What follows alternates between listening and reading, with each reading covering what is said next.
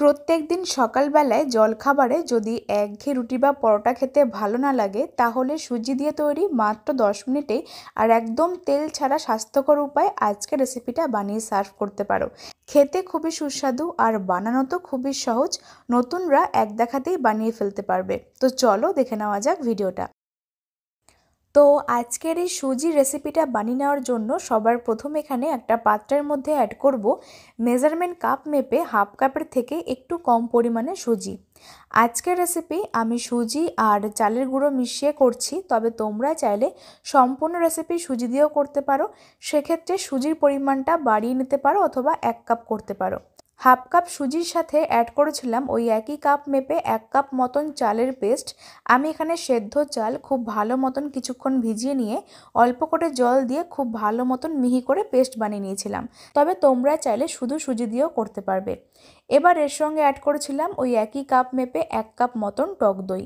এবার এর সঙ্গে স্বাদ অনুযায়ী নুন দিয়ে খুব ভালো মতন সমস্ত কিছু মিশিয়ে নিতে হবে।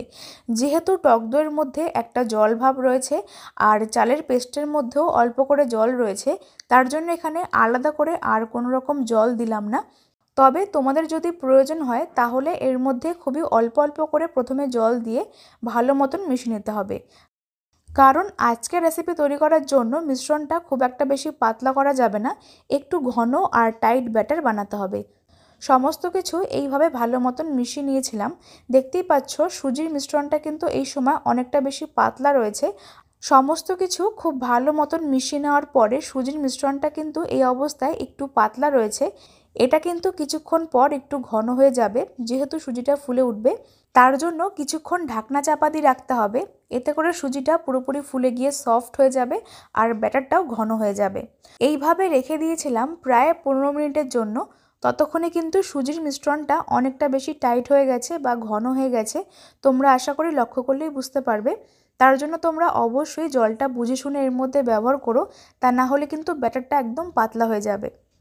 আমার এখানে আজকের ব্যাটার বানাতে আলাদা করে আর কোনো রকম জল লাগেনি। যে পরিমাণে টক দই আর চালের পেস্টের মধ্যে জল ছিল, তো সেটা দিয়ে খুব ভালো মতন মিশ্রণটাকে মিশিয়ে নিতে হবে। এবার এর মধ্যে অ্যাড করব খুবই সামান্য পরিমাণে বা 1/4 টিস্পুন বেকিং সোডা। এর মধ্যে খুবই সামান্য পরিমাণে বেকিং সোডা অ্যাড করতে হবে, তাহলে কিন্তু সুজির ইডলিগুলো একদম পারফেক্ট সফট হবে, নরম তুলতুলে হবে, খেতেও খুবই সুন্দর লাগবে। বেকিং পাউডার ব্যবহার করার দরকার নেই, অল্প করে বেকিং সোডা অ্যাড করে ভালো মতন মিশিয়ে নিতে হবে। তবে তোমরা চাইলে এর পরিবর্তে অল্প করে ইনো ব্যবহার করতে পারো। আমাদের এখানে সুজির ব্যাটার কিন্তু একদম রেডি। তোমরা ঘনত্বটা আশা করে দেখে নিশ্চয়ই বুঝতে পারছো যে কীরকম ঘনত্বে বানাতে হবে। খুব একটা বেশি পাতলাও করব না, আবার একদম যে টাইটও হবে সেটাও না। তো বন্ধুরা, এবারে চলো রেসিপিগুলোকে বানিয়ে নেওয়ার পালা। তো তার জন্য গ্যাসের ওপর একটা ডেচকিতে অথবা বড় পাত্রের মধ্যে বেশ খানিকটা পরিমাণে জল গরম করতে আগে থেকে বসিয়ে দিয়েছি। আর জলটা যখন ভালো মতন ফুটতে শুরু করে দেবে তখন এর মধ্যে এরকম একটা ছিদ্রওয়ালা থালা বসাতে হবে আর এর ওপরে সামান্য পরিমাণে তেল ব্রাশ করতে হবে। তো আমি এখানে খুব ভালো মতন থালার মধ্যে তেল ব্রাশ করে দিয়েছিলাম। তারপরে সুজির ব্যাটারের থেকে 1 হাতা করে ব্যাটার দেব আর একটুখানি গ্যাপ করে দিতে হবে, তা না হলে কিন্তু যখন ফুলে উঠবে তখন কিন্তু এগুলো একটার সঙ্গে একটা লেগে যাবে।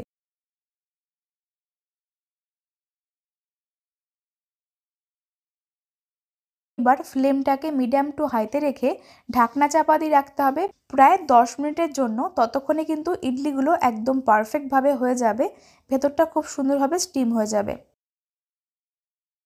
10 মিনিট পরে ফিরে আসলাম আর দেখতেই পাচ্ছ সুজির ইডলিগুলো কিন্তু খুব সুন্দরভাবে ভাপানো হয়ে গেছে আর এরকমভাবে হাত দিলে হাতে লেগেও আসছে না।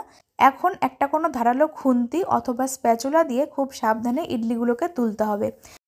তৈরি হয়ে গেছে খুব সহজে সুজি দিয়ে একদম তেল ছাড়া স্বাস্থ্যকর উপায় সুজির ইডলি। এটা তোমরা সকালে জলখাবার অথবা রাতের ডিনারে ইজিলি চাটনি দিয়ে পরিবেশন করতে পারো। আর এই চাটনিটা কিভাবে আমি খুব সহজে বাড়িতে বানিয়ে নিয়েছিলাম সেটা আমি তোমাদের সাথে পরবর্তী ভিডিওতে শেয়ার করে দেখাবো। আর আজকের রেসিপি ভালো লাগলে লাইক কমেন্ট শেয়ার করে দিও। রেসিপিটা ফেসবুক পেজ থেকে দেখলে ফুডি মিতা 02 পেজটিকে ফলো করো, আর যদি ইউটিউব থেকে দেখছো তাহলে মিতাস ফুড জোন চ্যানেলটিকে সাবস্ক্রাইব করে পাশে বেল আইকনটা প্রেস করে দিও। আজকের মতন এই পর্যন্তই। তোমরা সকলে খুব ভালো থেকো। ধন্যবাদ।